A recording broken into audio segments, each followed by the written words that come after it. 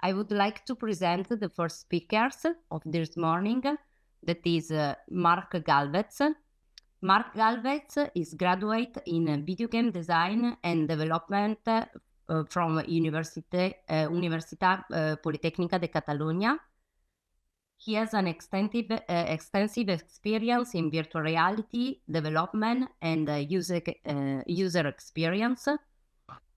He has worked as a VR developer and project manager in Espronceda, but also in different organizations in between Germany and Barcelona. Galvez has contributed to artistic virtual reality projects, including template designing by Henrik Pladeval and cutting-edge initiative like immersive drone-based light painting with Ars Electronica Future Lab. He has designed Beat the Impact, that is a virtual reality music game for individuals with intellectual disability. And he has developed extensive, a lot of virtual reality platform and virtual reality environment for exhibition space. He is also a lecturer in the Polytechnic University of Catalonia. And of course, he's passionate about merging technology, art, and innovation. Thank you so much, Marc, for being here and for accepting this invitation. I will let you the floor. Thank you for welcoming here and for presenting me. So yeah, today let's start with this workshop that's related with virtual reality, but also other topics like you mentioned. If everything is okay with the sharing the screen and the voice, let's start. So you introduced me perfectly. So that's me, Marc Galvez. Feel free to ask me anything in my social media or also in the chat in Zoom. Here you have several images about the projects that Alessia mentioned. And it was a pleasure working in Espronceda and now in Digital Twin, creating digital twins. Why I'm saying that proactivity matters. If you have any questions during my presentation, I would love you to introduce yourself in the chat, in Zoom chat. Your name, where are you from, and then your question. Why this is important? Because at the end of the presentations, we will have 10 minutes to answer. And then I would love to refer to you as a human being, not as a number in Zoom. So that's please introduce yourself. And if we don't have time to answer your question, you can write me a mail, LinkedIn, or wherever you want. So let's start.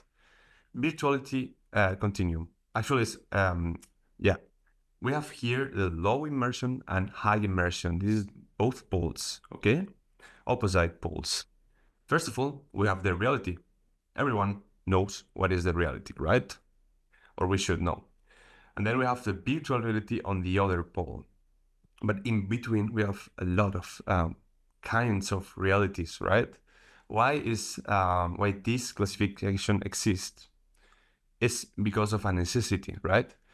In all of the projects, we need as humans to classify everything. So first of all, we have the augmented reality, right? This kind of reality, it's AR, and it's just for introduce digital elements in the real world.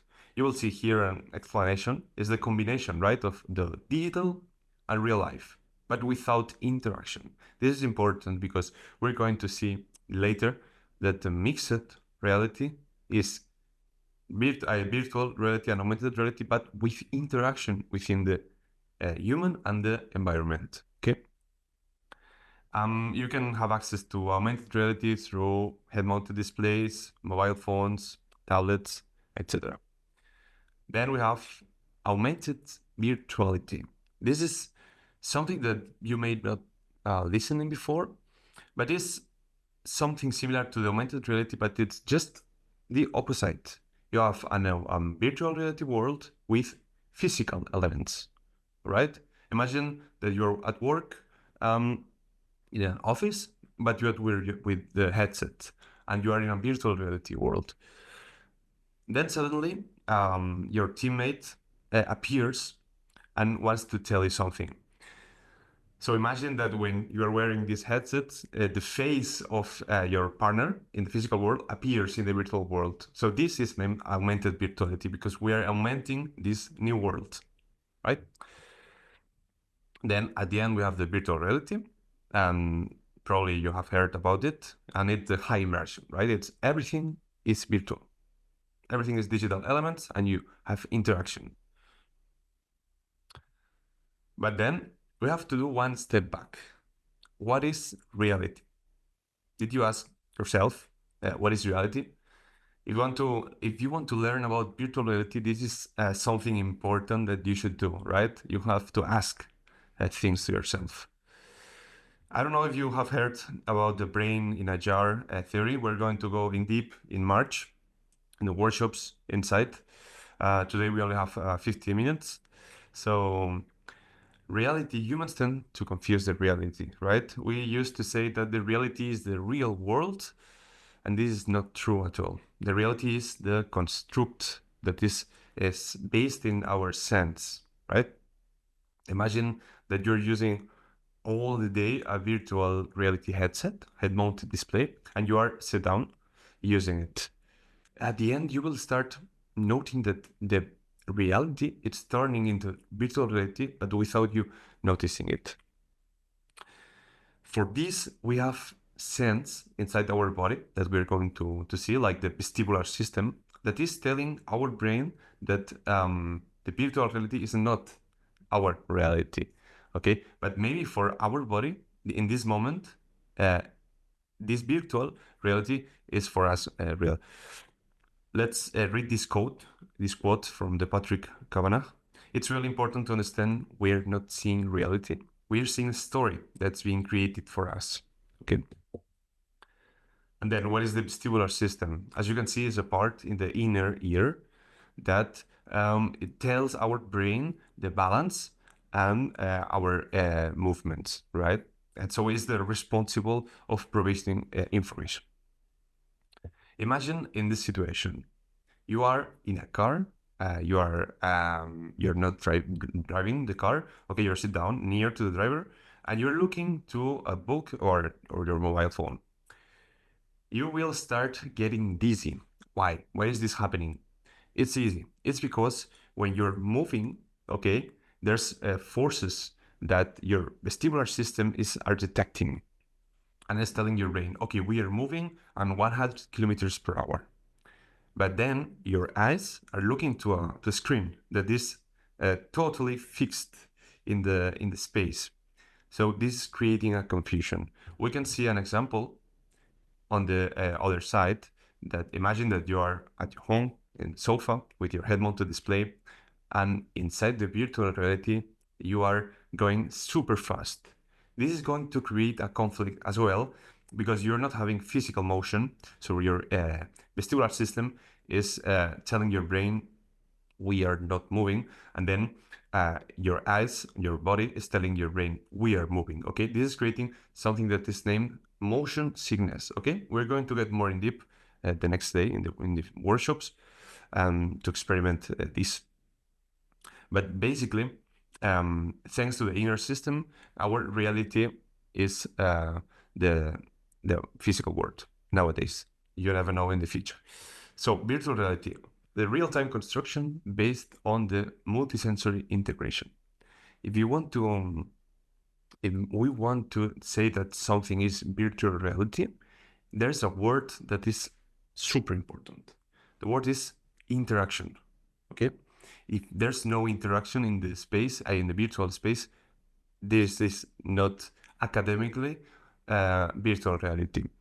I'm not sure if you have tried the virtual reality, but there's like 360 videos in YouTube of roller coasters, walking in the forest. Okay, this is not virtual reality. This is 360 videos because you don't have interaction. Okay, so this is the classic definition.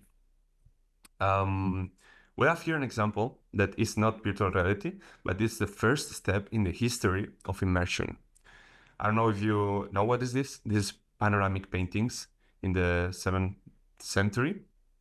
It's a room full of a 360 image that it's a painting. Okay, so this, I will say that it's the first step to the virtual reality, right? There's more steps in the history. For example, Nintendo in the 90s and Sega, they tried so hard with this commercial interactive head-mounted display, but was not prepared for that era. So the quality and the comfort problems were huge. That's why we started noticing about virtual reality in between 2014 and 2023. In 2014, Facebook bought Oculus. This was most important step in the humanity in virtual reality because they started creating games. Oculus Rift, it was for a filming studio. We have other kind of virtual reality. We don't need to buy a headset to introduce ourselves in virtual reality. As you can see here, we have sensors. This person is wearing glasses, but you don't need to wear glasses because you can put the sensors in your body, okay? And these glasses, it have like a pass-through, a passive a pass-through that lets you see a little bit like the 3D movies in the cinema, but you don't need to wear this in order to have access to this virtual reality uh, cave, cave automatic virtual environment. That doesn't need the Oculus headset, for example, to introduce. You can move, and then they will be full of projection. So you will be inside a room, and then when you move, there will be sensors that will detect you. So this will be something similar to the virtual reality. Okay, we have several use cases here because virtual reality is not only for games, as you may know. We can learn, we can have social and cultural experience in virtual reality and feel that you are inside. We can have also travel and meetings. Imagine that right now we were in a room in virtual reality. Actually, here in the, as you can see, in the bottom and the right, we have these horizon worlds created by Mark Zuckerberg that let us join a virtual reality room, and with the cameras of the head-mounted display, it allows us to express ourselves with a non-verbal language. This is not super available right now. It's not super good, but you never know in the future. We're going to get in deep later. Also, virtual reality was used for clinical and psychology purpose in order to create scientific papers. We will see, for example, Mail Slater is a reference here in Barcelona and in the world. There's a lot of papers that, thanks to the virtual reality, we can know certain things related with overall topics like racism, for example, or mental disease. But of course, we have games. Half-Life Alyx is one of my favorite games in virtual reality. I would say that several years ago, it was the top industry game. Nowadays, could still be being the top game in the industry, but there's a lot of games, so you never know. But I would say that it's a technical demo about virtual reality, that you can do everything in this game. You can grab every single object. You can shot. You can shoot. You can play, and you can be inside this game, right? But then we have also Beat Saber, that I would say that is the Tetris of the virtual reality. You know, is this first game that generated a lot of expectation to have fun. You know, but as we said, we have also other use cases, like for example education. So you have this app as VR Jerry, that you can learn how to do surgeries using a head-mounted display. And then we are in the mixed reality. Then mixed reality. Remember that we have talked about the augmented reality, right? So mixed reality would be something similar, but that is interacting with the environment. As you can see in this image, you are in the physical world, right? But the room starts collapsing and crashing, and a new world is appearing, right? This is mixed reality because it's mixing digital elements and physical elements. And it's super important because it also have a spatial detection. So we can detect, for example, a table, your hands, and you can interact with both. We have several, here we have several use cases or examples, let's say. Most of them, it could be augmented reality, but it depends on the interaction. Unfortunately, we have images only, not videos, but imagine that the coins in the floor in this picture that is gamifying the cleaning of your house. Imagine that the coins are interacting with this vacuum cleaner. So this will be mixed reality because it's interacting with you and also with the environment. As you can see, there's no coin floating in the air. The coins are in the floor. So this is good. So this would be a mixed reality. If it's not interacting with you, I would say it's augmented reality because uh, it's it has a spatial detection, but it has no interaction with a human being. Okay, we have more examples. For example, you can learn how to play a piano. You can, if you don't like the face of your boyfriend, you can change it in mixed reality, and you can have timers for cooking. Of course, there's a lot of applications that could be useful in the future, and it's useful now. How do we do to create more immersion, right? I'm sure Daniel will explain you better than me this topic, but having a virtual reality experience, it's not only putting your headset. It has like, there's a process before, a ritual to generate immersion. In order to do that, we have several immersive gadgets. Okay, there's a video that I recommend you to check, how not to build a VR arcade game. It says basically it's speaking about generating immersive rooms that could create several, let's say, interact with several sense of your body that a headset could not provide. For example, as you can see here in the ceiling, you have like some heat, right? It can create heat, and you're going to feel warm because when this is activated, imagine that you are in a volcano with lava. So this will help you to the immersive storytelling and story living that we're going to check later. Also, imagine that we have fans in the room, as you can see in this picture. You are in the mountains walking, and then suddenly a wind blows you. So this is an immersive gadget, right? It's using your sense to generate more immersive way. This game in the left, not remember the name exactly, but you can just play using your hands. Okay, it's like a hand tracking demo. So you can use your hands. Imagine that, and when you grab this bowl, there's real water. This will bring you to the this virtual reality, also with the smell, okay, and taste. So our goal as developers or game designers or VR designers is to generate an environment and an interaction with multi-sensory elements.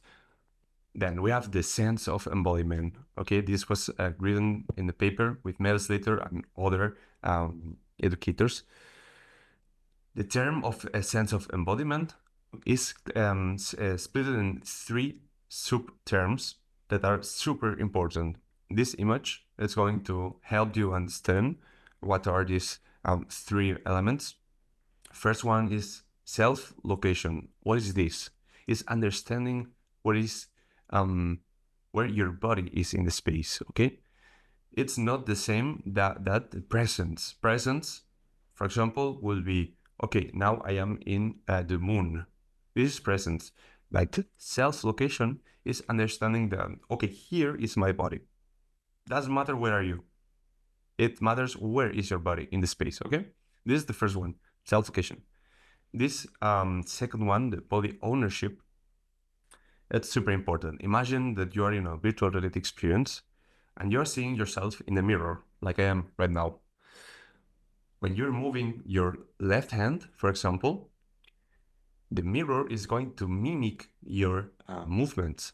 This will generate in your brain a click, and you will understand that you own this body because it's following you, so it's you, okay?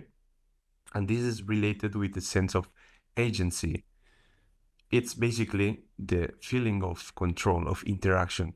As I said before, the interaction is the key word of virtual reality and mixed reality, right? Your actions have consequences in this virtual world. So the sense of agency, I would say that it's one of the most powerful senses in the virtual environments. In the game that I mentioned, the Half-Life Alyx, you can grab every single object. You can grab a pen, you can draw, you can grab, I don't know, a gun, and you can move your hand and this create a disaster in your desk, throwing everything in the floor. This is generating immersion. So this is super important, okay? Then immersion. Here you have several keywords that it should ring a bell to you. For example, plausibility. Plausibility, super important word. Interactivity, as I said. But remember that virtual reality, or in general, every single experience in the world is not just visuals. The audio is 40% of the experience. So audio is super important because it's unlocking another sense in your brain. So having an immersion, uh, to have an immersion, it's important to provide to your user audio. This is super important. Okay. Okay, we have 30 minutes. Head-mounted display. What is this? What is a head-mounted display? It's basically what this person is wearing. Okay. And inside the head-mounted display that could lead us to have virtual reality experience, or for example, mixed reality experience, having the pass-through, or AR, augmented reality experience. There's different lens for that. Previously, in the Oculus Quest 2, for example, I don't probably you know what is an Oculus Quest 2. We had this Fresnel lens. Fresnel, it's it's bulky, right? As you can see in the first picture, it's in the right. This is the Fresnel. You will see that it's the height is well, basically it's higher than the other one that it's named Pancake. The Pancake, you will see that it's not that near your eye. That will allow us to generate less simulator sickness, so people could enjoy better our experience. Um, the field of view is also limited in the Fresnel, as you will see. It's thinner, it's thicker, sorry, so it's not that good. But we have now in the Oculus 3 the Pancake lens, and it's better for a field of view, for example. We have a more wide field of view, and this is perfect.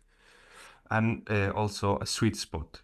These technical words, sweet spot, field of view, we're going to check it more in the workshop, but basically sweet spot is where your eye it's looking always less blurry and probably in the middle of the screen. If we have a head mounted display that have AI, artificial intelligence, to detect where our eye is looking, the sweet spot it's able to move to your eye. If not, the sweet spot will be in the middle, because this will allow us to generate basically screens with only the middle part with a better quality. Okay, persons accommodation. This is a topic in virtual reality that you will see that it's generating a conflict. Think about that. Why is this could generate a conflict? First of all, versions. The versions is the movement, okay, the rotation that our eyes do. Our eyeballs, when you see an object, for example, you see this glass approximately to your face, my eyeballs are rotating, are converging inwards, right? And then when the object is moving far away from me, my eyeballs are generating a divergence, right? Are rotating outwards. This movement is used by our body, right, to follow an object. Okay, this is cool. In virtual reality, imagine that we have head-mounted display right now, and we have two screens in our eyes. The two screens are 1 centimeter, depends on the head-mounted display, but they are super near our eyes. But good part of the versions is that when we reproduce a video, for example, in our head-mounted, our headset, we can follow through the screen, we can follow the object. So we are lying to our brain. The problem comes with the accommodation. When we are using our lens of our eyes to focus this object in the real life, I can focus and I can now focus the computer, the camera, and now I'm focusing my eye, right? So this in virtual reality, it's not happening. As you can see in this picture, we have an object in the real world, and we can accommodate our eyes to look at that, and we can do the versions on accommodation if it's moving towards us or forward or backward. But then in a virtual reality, it's not possible because we have a screen.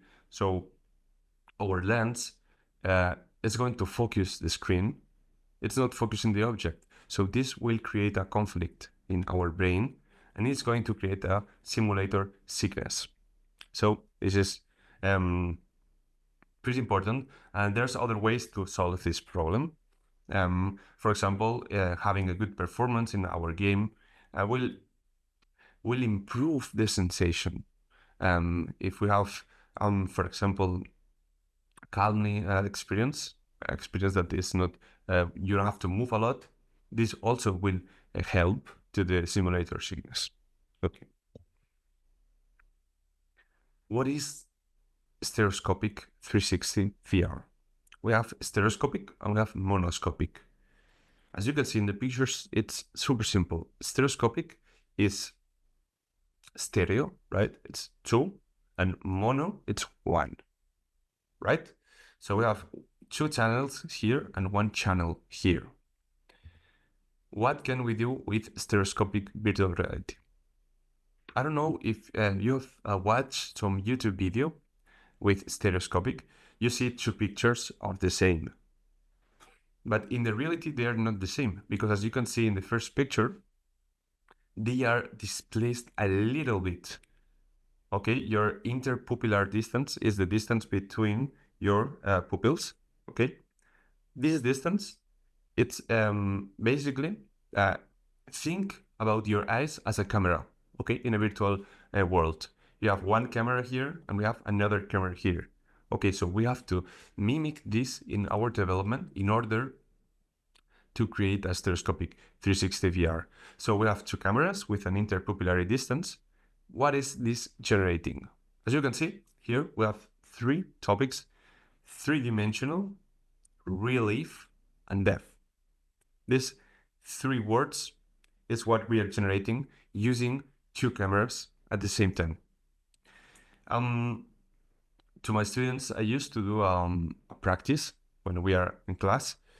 They have to render a video, the same video, they have to render one in stereoscopic and the other one in monoscopic. When they do that and they upload the video to YouTube, previously adding the metadata in order to YouTube to recognize this video as a virtual reality, well, no, 360, sorry, you will see that in the mono video, this one, the quality will be better because as you can see, it's only one image. here we have 2 images, so the quality is literally 50%. But in this video, we don't have 3 dimensions. We don't have depth. We don't have relief. It's better quality, but I cannot know the distance between me and this rock here. So we have our pros and we have our cons for monoscopic and 360. Also, if you are I don't know, a filmer in virtual reality, it will be easier for you to create and add the post-production to the monoscopic 360, because you see that it's one flat screen, and it will be better to add the post-production and produce your films. Stereoscopic VR, you have less resolution, and it will be harder to you to add the post-production. It's a more challenging stage. And also, we will have something named stitching. That is, I don't know if you can see here in the bottom, there's like pixels going crazy, going stitched. This is the name as stitching. What is this creating in the virtual reality experience? If you look to the North Pole and the South Pole, you will be that probably there's pixels that are stretching a lot. This is not good for experience, as you may observe. But here in monoscopic, there's less stitching, but it exists as well.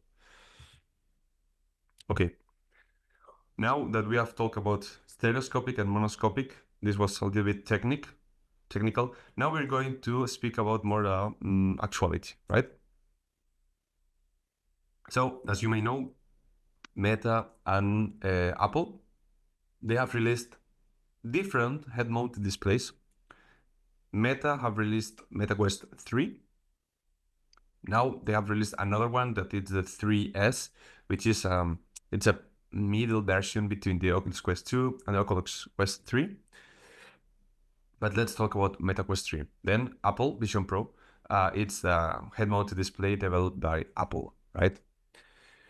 So Apple is trying to change the virtual reality and mixed reality topics. Now they call spatial computing, which is pretty cool because I like the term. It's a little bit a gimmick, but spatial computing makes sense because now in our head-mounted displays, we don't just have virtual reality. We have cameras, all right, that through the pass-through could lead us to see the real world. So it's not a virtual reality headset. It's not mixed reality headset. It's a combination and everything.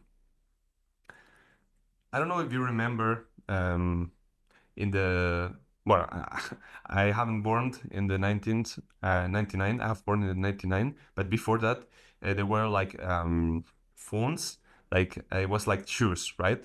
This zapatófono in Spanish.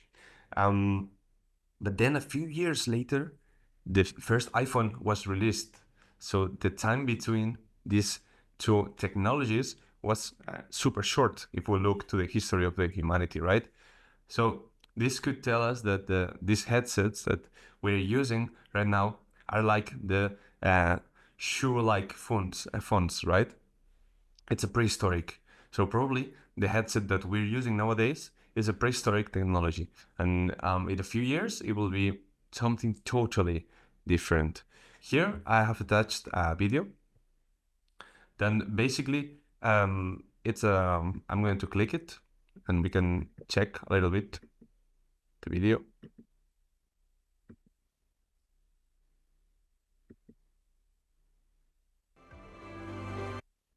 So yeah, basically this video is talking about this revolution of the Apple Vision Pro. That in the mornings you won't remember even your phone, because this will change a lot of things. Okay, we have here an advertisement. Let's wait a little bit. Also, I have here videos from the Nintendo Boy commercial that I have explained it before. It's in legs or eyes. It was pretty surprising, by the way. Even if this didn't really, I mean, it released in the past, but it was not that popular.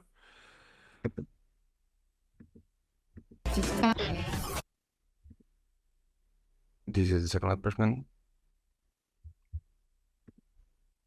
Okay, you can see this video. It's 10 minutes, but I just wanted to show you. So yeah, this guy is talking about the revolution of Vision Pro. I don't know if you remember when this came out.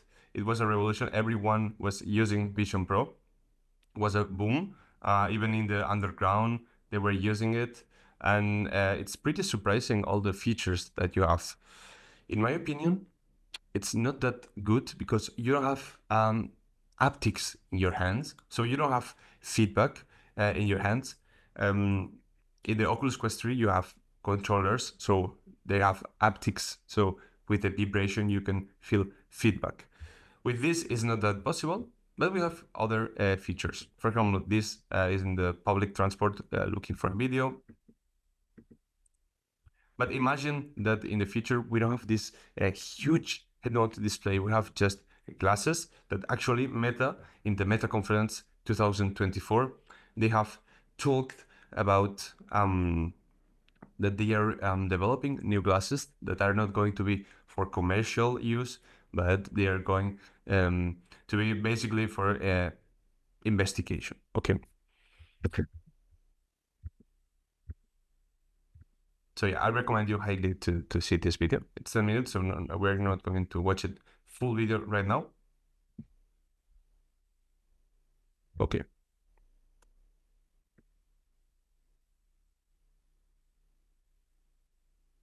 So now let's talk about another topic that started in 2017, but it's not released yet. I don't know if you have heard about the AR cloud. This AR cloud technology, it's something that is mimicking our physical world. Okay, we can say that it's a digital twin representation of our environment, but with another layer of information. This project wants to add anchored elements, anchored and digital elements to our physical world in order to have, like, imagine a second dimension in our world. If you imagine that if you create an object, digital object in the real world, and we put this in the air cloud, this will be permanently anchored in the augmented reality cloud.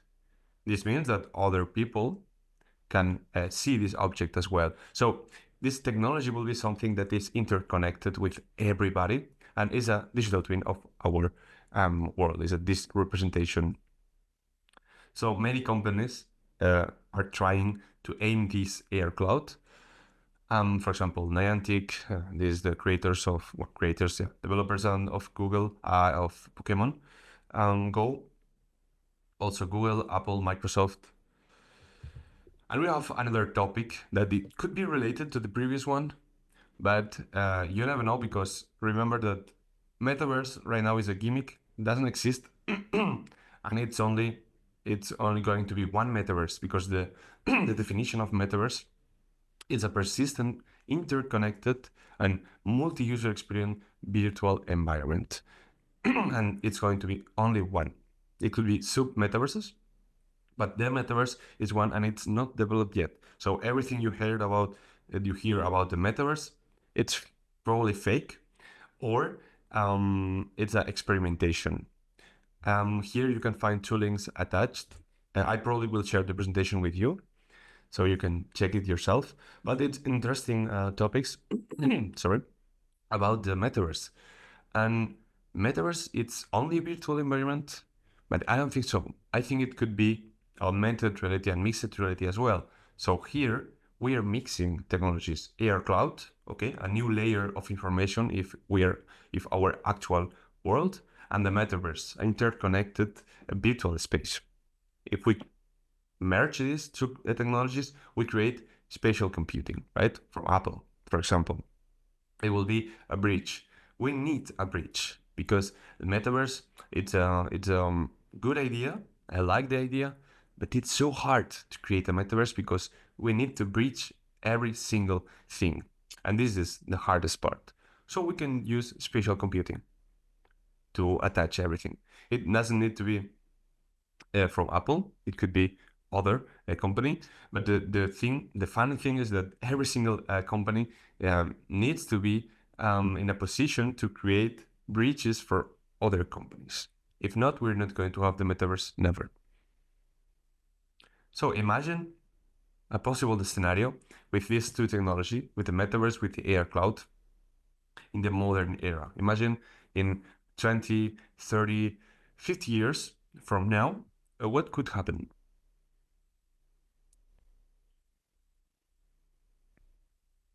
I've been thinking a lot and chatting with ChatGPT about this. And then imagine that you're, I don't know, you're a company that you are in I don't know, 2125, and you want to add a sign to in the middle of the street in order to create a more public retention, right? So why creating a physical sign if everyone is in the air cloud? We can create a sign in the air cloud and everyone will look at it because, for example, nowadays we all have mobile phones. So in the future, you never know, maybe everyone is connected to the air cloud, to this second layer of information. So why not creating this in an air cloud, because it's cheaper to create, it's faster to create, and you don't need a lot of resources, right? And then what about the clothes? Why should we wear clothes in the future? Because it's super expensive. You just have to need to you just need to buy something white, and then in the air cloud we can change the clothes, right? Your skin. So for example, I have put here futuristic clothes, right? And then also traffic signs. Why do we need traffic signs in the physical world when we are driving with our AR cloud glasses and we are checking every single thing and reactions? Also NPCs.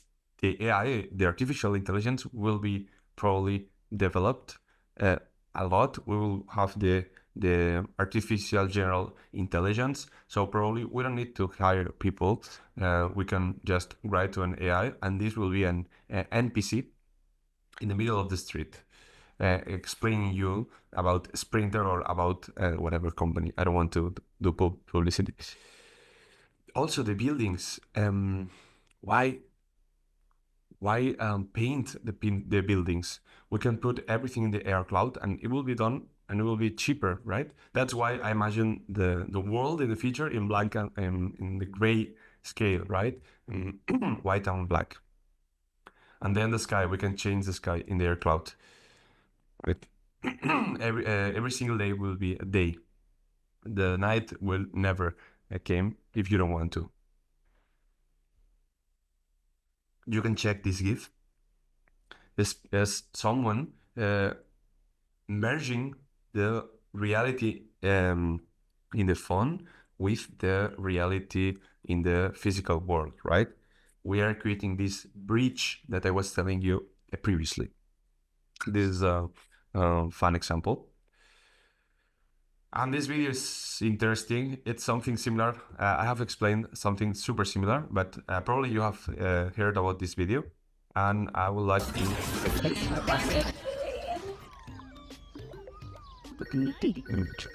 Also, I didn't mention about social media, TikTok, and the infinite scrolling, but you can check this video and you will see that it's related to this again. Nice. Crazy. For example, you are in the public transport, you're chatting with someone here. Yes.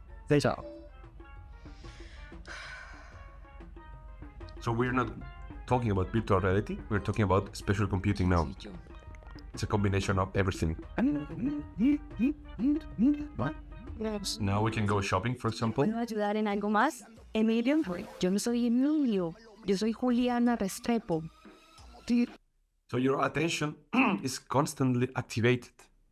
You have several pop-ups constantly. You have the work, you have the leisure, you have your duties. as a human being, you have to buy food to survive, right? But it is constantly in our brain. Okay, now we have the mobile phone with the TikTok, the infinite scrolling. But imagine in the future how it's going to be, right? Por favor, hello. So this is an example. Obviously, this is near to the post-apocalyptic side. Probably there are going to be laws to regulate this, but Es ¿Qué es esto? Ay, ¿qué? oh yeah, this is a hacker. Well, yeah, I recommend you to check this video as well. Hyper reality, right? It's now a spatial computing, now it's hyper reality. It's pretty interesting. So remember to write your questions. We have 5 minutes. Now we're talking about story living. Okay, story living, it's not the same that storytelling. Okay, because in virtual reality, do you remember the word that I said before that is super important? It's interaction. So in virtual reality, we are not telling a story, we are living the story and we are interacting with it, right? So this is called story living. In the Oculus 3 demo, I don't know if you have played the demo in mixed reality, but basically you are looking at your room and the walls and the ceiling, it's coming to the destruction and their aliens are appearing. You're living a story, right? You're not reading a book and nobody's telling a story to you. You are living it. Okay, this is super important in order to create immersion as well. Okay, so imagine that I don't know, you're working as selling properties to people, right? So imagine that you are located in London and you want to sell properties over the world. We can use the hyper reality, spatial computing, in order to introduce people to new homes. Okay, and then with XR, with extended reality, this comes to be easier. So they can live another realities, and if you can generate a story living in this new home, it will be perfect. And this is what technology allows us to do. In real world, we're limited. In the virtual world, we are not that limited, so we can generate new experience, right? This is the last actually slide for today, and I would love to recommend you a Unity engine in order to develop in virtual reality. Why I am recommend you this engine? First of all, Unity engine is a video game engine, but it could be used for also other kind of experience, not only gaming, artistic experience as well. It has a huge community and support. And if you have any doubt in Unity engine, you just have to type it in Google. You will find a solution for sure. And it's easy for for prototyping and testing things that you want. Unity have tools in order to create a prototype in a few days, and you can test it. So I think that is, in my opinion, is the best engine to start creating virtual reality content. Obviously, it depends on the content, but when I say virtual reality content, I mean interaction, right? Not 360 videos. And the learning curve is super good. Cons is that the performance issues for VR are not that it's not a big problem, okay? But obviously there's performance issues if you're using, for example, post-processing or other kind of things that could ruin your experience. So you have to be aware of this. And then you have a lot of dependencies. But now, in the last years, OpenXR, which is an open source library for extended reality, it's leading us to have an open source environment, and then Unity is developing in this open source environment. So this is good because we don't need the Meta SDK, the Meta plugin for virtual reality in this engine anymore. So these two cons are not that hard. Okay. Yeah, so thank you for listening to me. We have 10-15 minutes in order to respond some questions. I can see that there's several questions in the chat. Jari Benitin, sorry if I spell your name. With AI, every conversation will be different each time, not scripted NPC dialogue anymore. Yeah, that's right. That's right. Nowadays, when we are writing a mail, for example, and it's not a short mail, we are using AI. Yeah, but I think it's a tool and it will help a lot in the future. So when I am with my students, I'm always telling them it's good to use artificial intelligence. Obviously, do not create the document and the delivery with a document because I can see that. But if you have to, for example, do a speech, it's good for you to practice with the AI, right? It's a powerful tool that we will use. Lisa from Espronceda saying, how hyperreality will impact our brain? Is there any research on it? I have no idea about that, but it's super interesting. Yeah, this new reality, it's going to be hard for our brains. I mean, because our evolution in the in the eras, it's super slow. I mean, to evolve as a human, we need a lot of time, right? So with all of this new technology that it's advancing super fast, don't let us time to evolve, right? As a human beings. So this is a problem, and the impact, I can spoil you that it's not going to be good for our brain. But actually, the other day I was listening to a podcast that it's not to virtual reality related, but it's what related to the everyday common routines that now everything is accelerated. So you are doing things with less age when you are younger, and this is creating something super prejudicial for us. Yep. Okay, Angela Bettoni is asking, if we start creating worlds and life in virtual reality, will this be controversial with religion? Good question. There are a lot of religions, multiple. There are, I would say, infinite religions.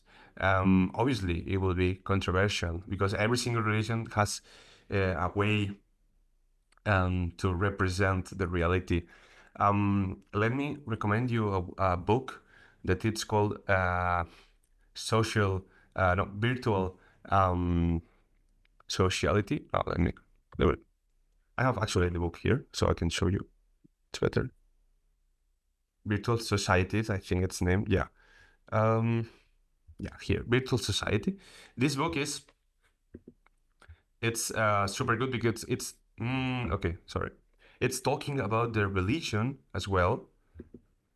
Actually, I have like hundreds of pages here, but I cannot explain you everything because we have just 1 hour.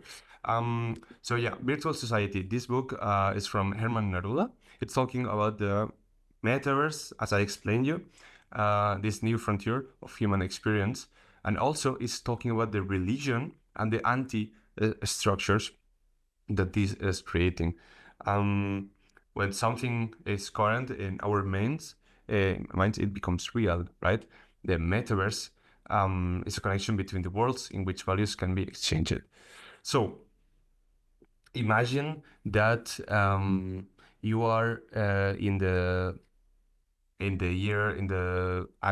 year before Christ, and then you are in a war. This is something that happened actually a long time ago. That the weather, the impact that the weather had in the civilization, they were thinking that the gods were interacting with this, right?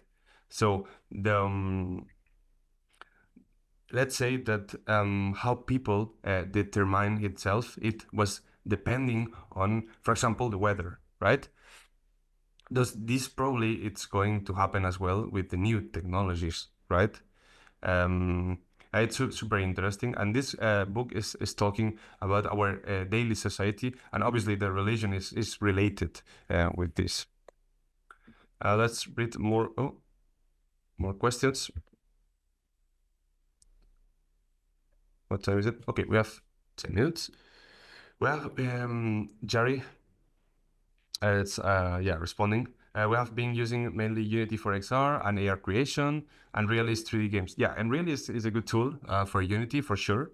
I'm not that experienced in Unreal, but I think it's a powerful engine to create a realistic environment.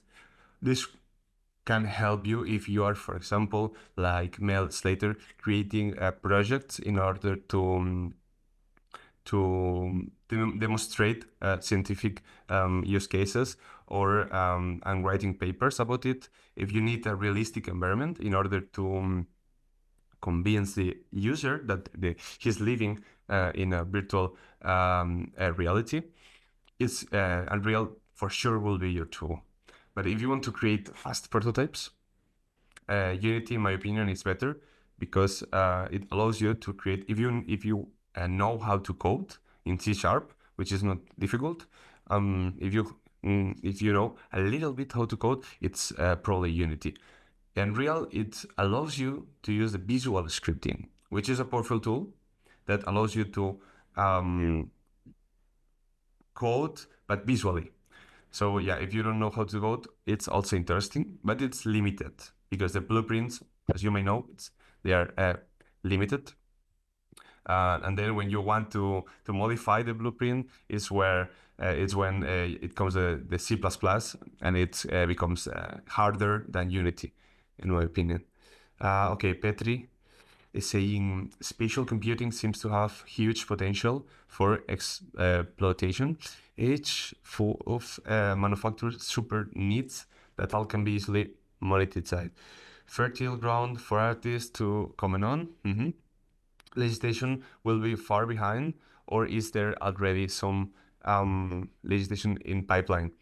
You know, legislation is always coming before, I know, after the technology. The technology, it's advancing with huge steps, and then the legislation is coming, it's following the technology, but there's always like a space, between them where people can take value from that. So my recommendation, be aware when something new comes out, be aware and be careful. But then for sure the legislation will come after that. It depends the time. I don't know. Obviously, there's pipelines for everything. For AI, you are seeing that, for example, OpenAI is capping all the chats, and you cannot talk about certain topics.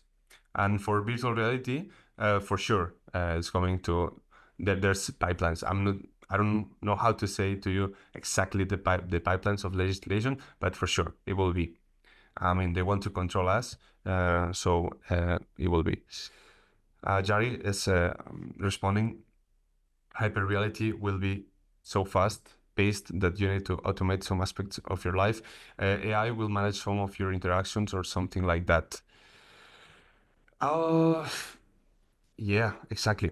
Actually, there's because I don't want to show you all the slides because also we don't have time, but I have another slide that is talking about this, and it's talking about the biometric data that the companies it's taking from us. For example, you can see here the ethical aspects in XR environments and what data is taking the headset from us, right? Because we move, we have the eyes that, for example, Sam Adman was scanning in Argentina and in Spain with these machines. And this reminds me a little bit to George Orwell, 1984. But we have, for example, in Europe, we have this digital constitutionalism that maybe is this pipeline that you were asking before, Petri. So yeah, maybe give a check to this book. How is the everything working and the limitations of XR?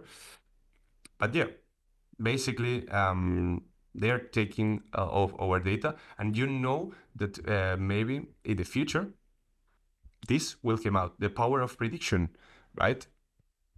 In video games, when you don't have internet connection and we lost your connection, they are able, or not at the moment, but they are investing on predict your movements. So if you lose the connection of the video game for 20 seconds, maybe the AI knows your next move, so it can play for you.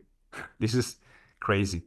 And this was a solution proposed for Stadia, which I don't know if you know Stadia. No, it's not currently active, but it was like a service to play games hosted in other databases.